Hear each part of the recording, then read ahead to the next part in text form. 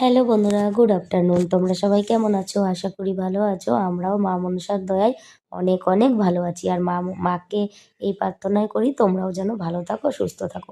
তো যাই হোক, অনেক দিন ধরেই আমার বাড়িতে অনেক ভক্ত আসে মায়ের মন্দিরে পুজো দিয়ে যেতে।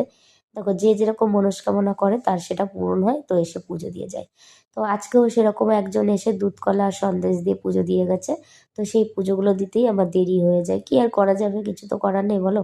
তাই দেখো, আজকে যেহেতু বৃহস্পতিবার ঘরের ঠাকুরগুলোকে পুজো দিয়েছি। প্রতিদিনই তো দিই, তবু আজকে বৃহস্পতিবার একটু অন্যরকম লাগে, তাই না? তার জন্য তোমাদের সাথে শেয়ার করলাম।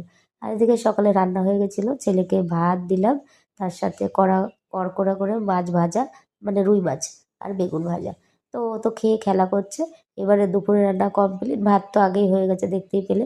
আর এদিকে এই দেখো, সেই রুই মাছ দিয়ে আলু দিয়ে একটু পাতলা মতো ঝোল করেছি। আর আজকে বানিয়েছি বাঁধাকপি। বাঁধাকপিটা মটরশুঁটি, আলু আর মাছের মাথা দিয়ে একটু ঘন্ট যাকে বলে সেরকমভাবে বানিয়েছি। আর বানিয়েছি বেগুন ভাজা। আর যেহেতু আমি মাছ খাই না, আমার হয়ে যায় জ্বালা, জানো তো, একার জন্য আর আলাদা রাঁধতে ইচ্ছা করে না।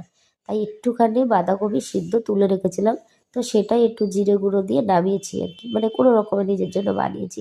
একবার খাবো, কারণ আমার গা হাত পায়ে খুব ব্যথা, এর জন্য আমি খাই না। আর এদিকে দেখো, আমার রান্নার পরে বাসনপত্র মেজে রান্নাঘর মুছে কাজ কমপ্লিট। এবার ছেলেকে স্নান করাবো, জল রোদে দিয়েছি। এবারে দেখো ওদের কাণ্ড।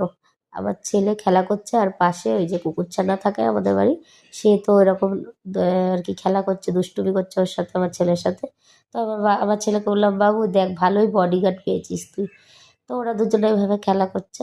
আর দেখতেও ভালো লাগছিলো, তার জন্য ভাবলাম তোমাদের সঙ্গে শেয়ার করব, তাই ভিডিও ক্লিপটা নিয়েছি। কেমন হয়েছে জানিও। আর আমার ভিডিও যদি তোমাদের ভালো লাগে তো লাইক কমেন্ট শেয়ার করে আমার পাশে থেকো।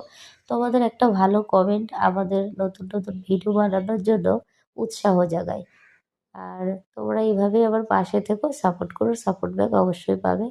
আর এখন এই কয়দিন ধরে বাড়িতে এত কাজের প্রেশার পড়ছে, একার সংসার বুঝতেই পারছো। সংসারের কাজ, পুজো দেওয়া, প্লাস ছেলের স্কুল পড়া, মানে সমস্ত কিছু তাল মিলিয়ে চলতে গিয়ে না আমি রিলস ভিডিওগুলো দিতে পারছি না। দেখি আবার যখন সময় পাবো দেবো। আর এদিকে দেখো, ছেলে স্নান করে এসে ঠাকুর নমস্কার দিয়ে এবার প্রসাদ খাবে, তার জন্য আর কি এসেছে। আর আমি বললাম যে তাহলে তুই প্রসাদের প্যাকেটটা একবারে নিয়ে চলে আয়, পরে আবার আরেকজনকে দিতে পারবো, কারণ সবসময় তো ঠাকুরের জিনিসপত্র ধরা যায় না, তাই না? এঁঠো কাটা গা এখন এখন তো ধরতে পারবো না। তাই ছেলেকে বললাম তুই নিয়ে চলে আয়। আর আমার ছেলের কাণ্ড দেখো, ও নিয়ে আসার আগে নিজে খেয়ে নিয়েছে, আমাকে বলছে কি করবো, আমি তো নিয়ে চলে আয়। তা যাই হোক, আজকে বৃহস্পতিবার ছিল, একটু কাজের প্রেশারও ছিল। টাটা।